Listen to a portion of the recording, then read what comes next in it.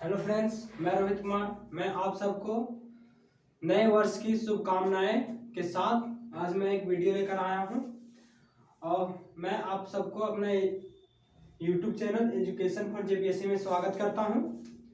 तो नए साल में आप सबको हार्दिक शुभकामनाएं और इसके साथ कुछ अगर आप सभी नए साल के एक अच्छी तरह से एक नई सुर्खियों के साथ एक नई अंदाज में हम आप सभी पढ़ते होंगे, पढ़ाई स्टार्ट करेंगे।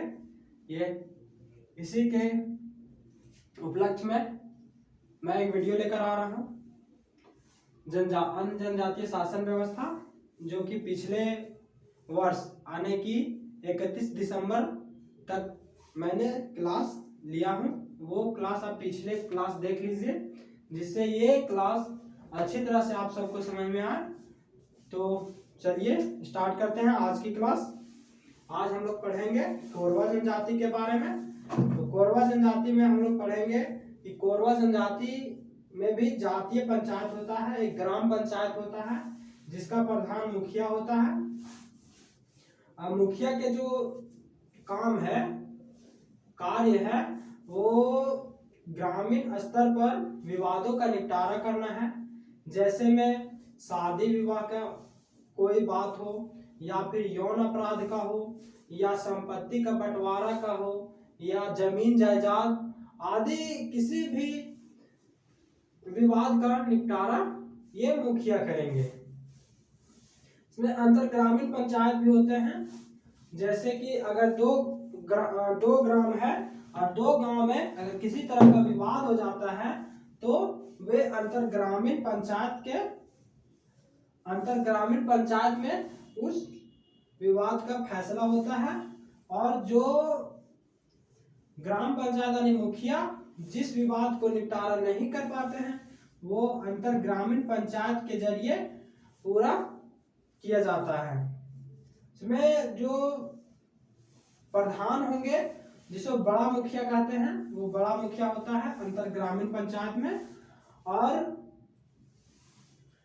बिटलाहा जो है, ये बिटलाहा एक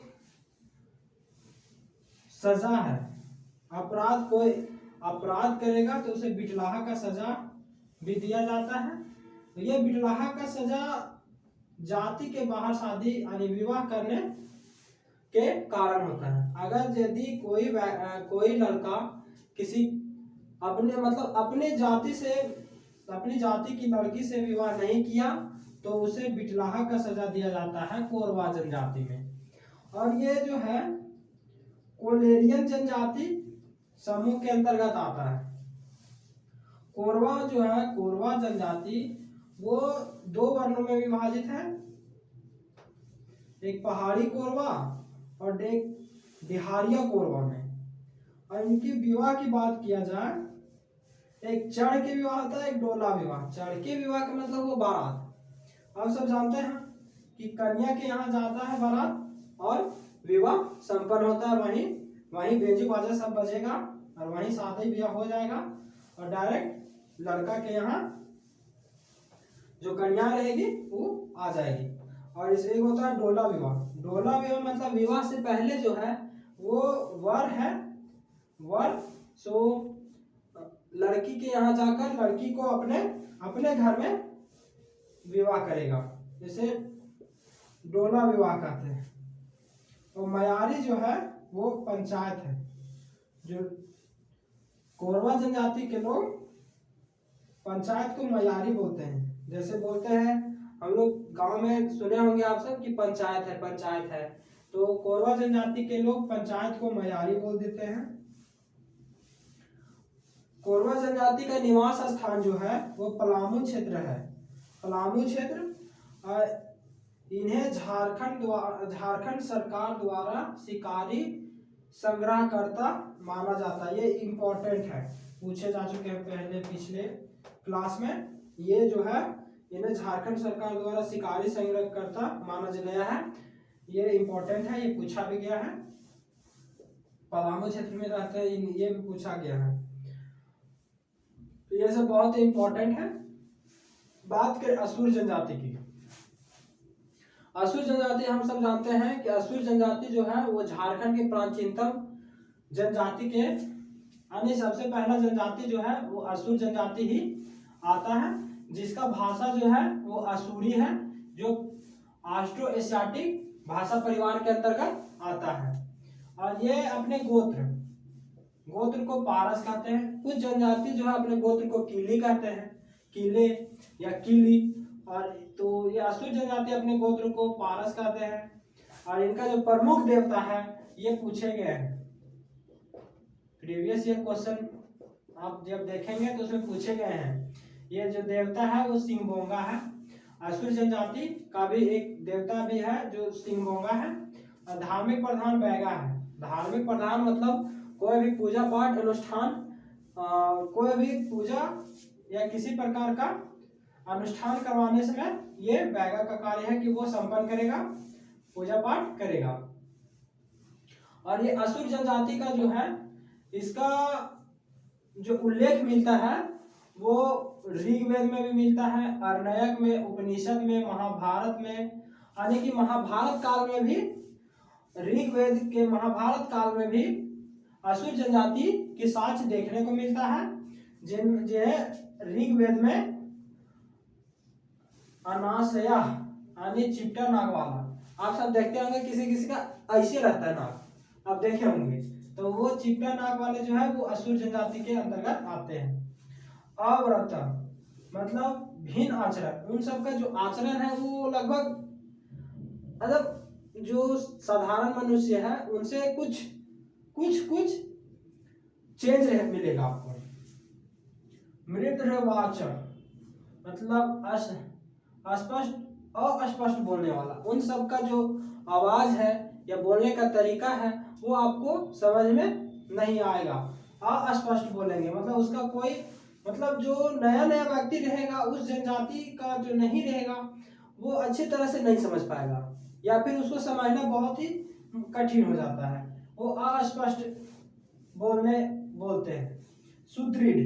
सुदृढ़ का मतलब हुआ कि लादुर अथवा अट्टू दुर्ग निवास।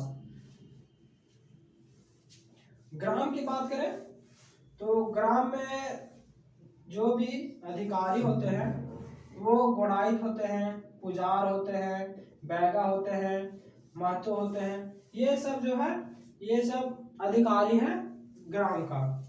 और जो पंच है, पंच ये गांव के वरिष्ठ व्यक्ति यानी कि 5 गांव के वरिष्ठ व्यक्ति को मिलाकर एक पंच तैयार किया जाता है, ठीक है। और जो व्यक्ति अपराध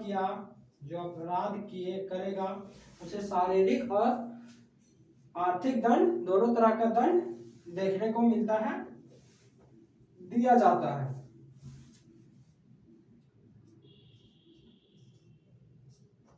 तो फ्रेंड्स आज इतना ही। हैप्पी न्यू ईयर सबको तहे दिल से। और मैं अगला वीडियो में और भी जनजातीय व्यवस्था के बारे में बताऊंगा। ये जो हमारा जो अभी सरकार जो चल रही है वो कहीं ना कहीं जनजातीय शासन व्यवस्था से ही रिलेटेड यानी देखा जा सकता है। जैसे उस समय जैसे शासन व्यवस्था में मुखिया होता है, मुखिया देखें, महतो देखें, ये मतलब एक ग्राम से लेकर एक केंद्र तक सब में एक प्रधान होता है। और यह प्रधान प्रथा जो है वो शासन व्यवस्था जो है वो बहुत पहले से भी देखा जा रहा है। तो अगर आप ये जो अब एक नए साल में आप हमें विश्वास है कि नए साल में एक अच्छी लाइन, एक अच्छी यानी अपना टारगेट को लेकर पढ़ना प्रारंभ करेंगे, हमें विश्वास है। तो चलिए आज इतना ही। Thank you for watching. Thank you.